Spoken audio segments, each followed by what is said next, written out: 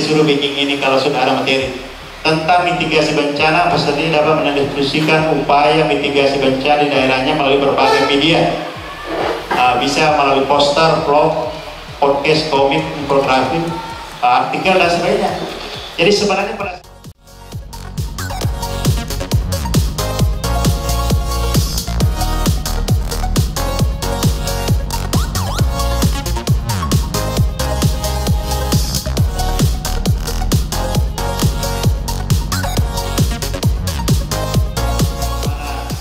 mengelola bencana di daerahnya, bisa dalam bentuk video, bisa dalam bentuk artikel, infografik, blog dan sebagainya.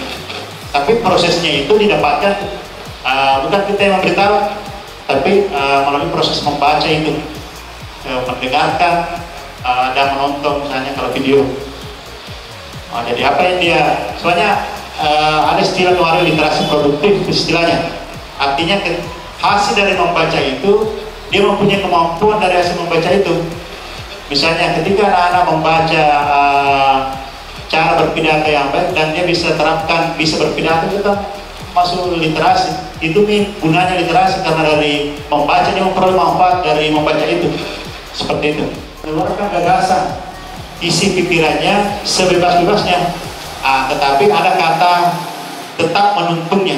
Ini yang saya pelajari di guru penggerak. Kemarin saya bilang, wah Merdeka Belajar seperti ini, ternyata di situ ada kata terakhir.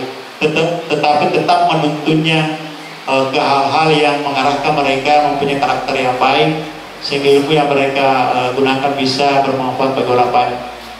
Jadi tidak bisa kita, misalnya kalau ada yang berpendapat yang misalnya kayaknya salah ini misalnya, kita arahkan. Gak perlu bilang bagus sekali pendapatnya, itu bukan itu yang dimau di Merdeka Belajar itu. Ketika mereka berdiskusi kemudian ada memang hal yang perlu kita stressin, perlu kita arahkan. Itu filosofi dari Merdeka Belajar, pembelajaran yang menuntut anak-anak kita untuk mereka bisa berpendapat tetapi tetap dalam bimbingan dan arahan dari kita.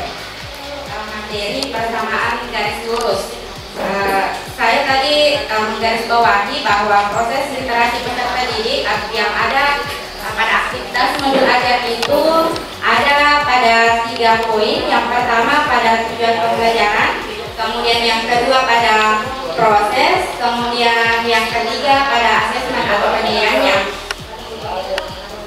Untuk materi persamaan garis lurus di modul ajar ini saya menggunakan model pembelajaran problem based learning. Kemudian untuk kompetensi awal yang harus dimiliki peserta didik sebelum memahami atau mempelajari materi persamaan garis lurus, yaitu koordinat kartesius, fungsi linear, kemudian nilai fungsi, dan menggambar grafik fungsi.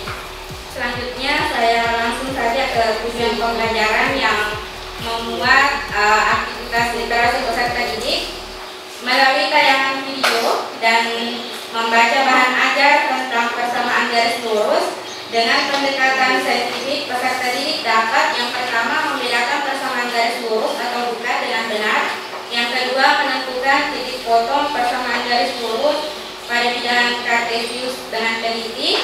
Kemudian menggambar persamaan garis lurus dengan mandiri. Dan yang keempat adalah menyelesaikan masalah kontekstual yang berkaitan dengan persamaan garis lurus.